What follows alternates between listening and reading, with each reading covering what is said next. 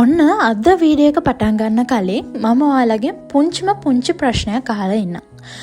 ඔයාලගේ ජීවිතේ ඔයාලට දැනෙන හැඟීම් අතරින් ඔයාලට කන්ට්‍රෝල් කරගන්නම බැරි සහ ඔයාට අහිතකර ප්‍රතිඵල ගොඩාක් ලං කරලා දෙන හැඟීම මොකක්ද? ඔව්, අපි හැමෝගෙම පිළිතුර තමයි තරහව. අහන අය හැමෝම කියන්නේ අයියෝ මට හොඳටම කේන්ති ගියානේ, නැතිනම් අපරාධෙ මම එහෙම කරේ, නැත්නම් මට තරහ ගියා ඒක නිසා මම ගැහුවා, නැතිනම් බැන්නා, රණ්ඩු කරා, රණ්ඩු වුණා. හැබැයි ඒ හැමදේම අවසානට එයාලා කියන්නේ මට තරහ නොගෙන ඉන්නයි තිබ්බේ ඒ වෙලාවේ කියලා. ඒ වගේම එයාලා කියනවා ඒත් මට මගේ තරහව පාලනය කරගන්න බෑනේ කියලා. ඉතින් අද මේ වීඩියෝ එකෙන් අපි මෙන්න මේ ප්‍රශ්නට උත්තරයක් හොයාගමු. සාමාන්‍ය මිනිස්සු විදිහට අපි කාටවත්ම හැඟීමක් මතුවෙනකොට මේ හැඟීම මරලා දාන්න බෑ. හැබැයි ඒ වෙනුවට කරන්න පුළුවන් දේවල් ටිකක් තියෙනවා. අංක 1. ඔයාලා ඉස්සෙල්ලාම දැනගන්න ඕනේ ඔයාට උන මොකක්ම හරි සිදුවීමක් නිසා තරහව නැතිනම් කේන්තිය කියන හැඟීම ඔයාට මේ වෙලාවේ දැනෙනවා කියලා. අන්න ඒ විදිහට ඉස්සෙල්ලාම අපි තරහව කියන හැඟීම අඳුනගෙන ඉන්න ඕනේ. අංක 2. ඔයාලා නිකමට හිතලා බලන්න ඔයා මොකක් හරි දෙයකට නැතිනම් කවුරු හරි කෙනෙක් එක්ක තරහ ගිහින්නම් ඉන්නේ ඔයාගේ හුස්ම ගන්න වේගය මොන වගේද කියලා. ඇත්තටම අපි තරහ ගිහින් ඉන්න වෙලාවක නම් අපි හයියෙන් හුස්ම ගන්නවා නේද? ඉතින් මෙන්න මේක හොඳ සලකුණක් ඔයා තරහින් ඉන්නේ කියන එක අඳුරගන්න. ඉතින් මේ වගේ වෙලාවකදී ඔයාලට කරන්න පුළුවන් ගොඩාක් දේවල් තියෙනවා. ඉතින් ඒකෙන් එකක් තමයි අනෙත් හැම දෙයක්ම අමතක කරලා එතනින් පොඩ්ඩක් ඈතකට ගිහින් හුස්ම ගන්න වේගය අඩු කරගන්න එක. හොඳ හුස්මක් ඉහළට ගන්න, පහළට දාන්න.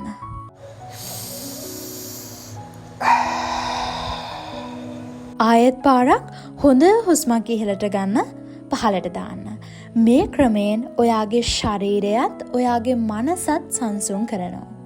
උදාහරණයක් විදිහට ගත්තොත් ඔයාලා හිතලා බලන්න ඔයා මුළු දවසක්ම විවේකයක් නැතුවම වැඩ කරලා ගෙදරට ආව ගමන් කරන්නේ වොෂ් එකක් දාගෙන පුටුවක, එහෙමත් නැතිනම් ඇඳකට ගිහින් ඇලවෙන එක.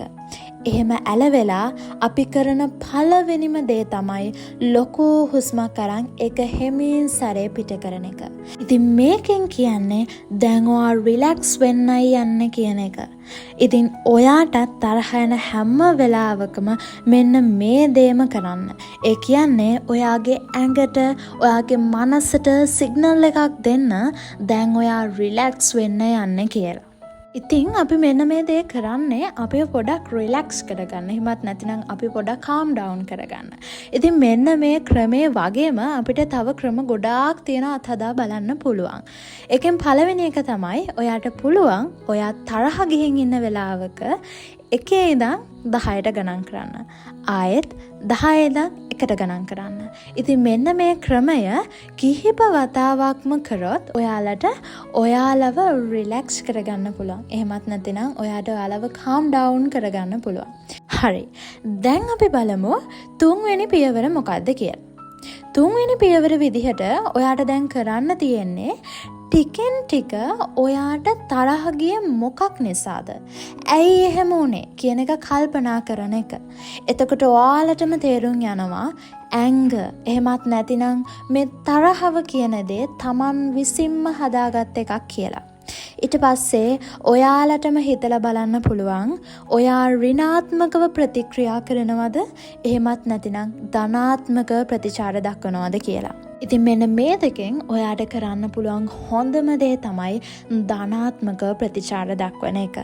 ඒ වගේම හොඳට මතක තියාගන්න මේ ලෝකේ කිසිම ප්‍රශ්නයක් තරහවෙන් විසඳන්න බෑ කියලා. ඒ වගේම ඔයාට මේ හැම ප්‍රශ්නකටම ඉවසීම කියන දේ ප්‍රයෝජනයට ගන්නම වෙනවා. මම ගොඩාක් අය දැකලා තියෙනවා තරහව නිසාම එක ගැටුම් ඇති කරගෙන එයාලා ජීවිත කාලෙම ඒ දේවල් නිසා විඳවනවා. සමහර තරහවල් නිසා ජීවිතවලින් පවා සමහර අයට වන්දි ගෙවන්න සිද්ධ වෙලා තියෙනවා. ඒ වගේම හොඳට මතක තියාගන්න කවදාවත් ඔයා තරහෙන් ඉන්න වෙලාවක ප්‍රශ්න විසඳන්න යන්න නම් එපා. එහෙම වුණොත් ඒකෙන් අවාසිය වෙන්නේ ඔයාටමයි. සමහර තරහවල් තියෙනවා අපි හිතේ තියාගෙන විඳවන. සමහර වෙලාවට අපි හිතින්ම කතාවක් හදාගන්නවා මම මේ මිනිස්සයා හම්බුනහම ආයෙත් මෙන්න මෙහෙම කියනවා. මම මෙන්න මේ විදිහට බයිනවා කියලා.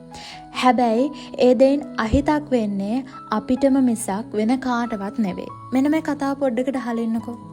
ඔන්න එක පෙරපාසලක ගුරුවරියක් එයාගේ ළමයින්ට කිව්වා ගෙදර ගිහින් බෑග් එකක් අරගෙන ඒකට අල ටිකක් දාන්න කියලා. ඊට පස්සේ මේ ගුරුතුමිය කිව්වා ඒ අලවල ඔයා ගොඩාක්ම තරහින් ඉන්න අයගේ නම් ලියලා ලේබල් කරලා දාගන්න කියලා. ඉතින් තරහකාරයෙන් වැඩි වෙන්න බෑග් එකට දාන්න ඕන අල ප්‍රමාණයත් වැඩි වුණා. ඔන්න ඊට පස්සේ අනිපහුවදා ළමයි හැමෝම මේ අල දාලා තියෙන බෑග් ටික ඉස්කෝලේට අරගෙන ආවා. ඉතින් සමහර ළමයි ගාව අල 2-3 තිබුණා. සමහරක් ළමයි ගාව අල 5-6ක් තිබුණා. සමහර ළමයි ගාව අල 10, 11, 12ක් තිබුණා. ඉතින් මේ ගුරුතුමිය පස්සේ කිව්වා පුතේ දැන් ඔයාලා යන හැම තැනකම මේ බෑග් එකත් අරගෙන යන්න කියලා. ඉතින් ඔන්න ටික දවසක් යනකම් මේ ළමයි එයාලා යන හැම තැනම මේ බෑග් එකත් අරගෙන ගියා. ඉතින් ටික දවසක් යද්දී මේ බෑග් ඇතුලේ තිබුණ අල කුණු වෙන්න පටන් ගත්තා. ඉතින් අර අල ගොඩාක් දාලා තිබ්බ ළමයින්ගේ බෑග් ටිකෙන් ටික බර වැඩි වෙන්න පටන් ගත්තා. ඉතින් සතියකට පස්සේ මෙන්න මේ ගුරුතුමිය එයාගේ දරුවන්ගෙන් එයාලට ඒ ලැබුණු අත්දැකීම ගැන විමසුවා. ඉතින් මේ ළමයි එයාලගේ අසුන්දර අත්දැකීම් එයාගේ ගුරුතුමියත් එක්ක බෙදා හදා ගත්තා. ඉතින් ඔන්න ඊට පස්සේ මේ ගුරුතුමිය hina වෙලා මෙන්න මෙහෙම කිව්වා. මේක තමයි ඔයාලගේ හිතවල වෛරය තරහව පුරවගෙන ඉන්නකොට සිද්ධ වෙන්නේ. හිතේ පුරවගෙන ඉන්න බර වැඩි වෙනවා. කුණු ගඳ ගහන්න ගන්නවා.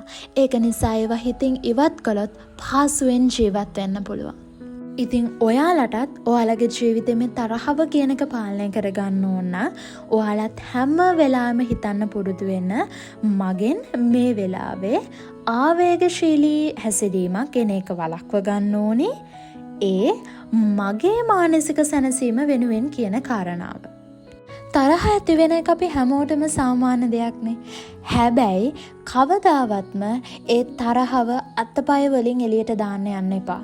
ඒ වගේම ඒ තරහට ඔයාව පාලනය කරන්න දෙන්න එපා.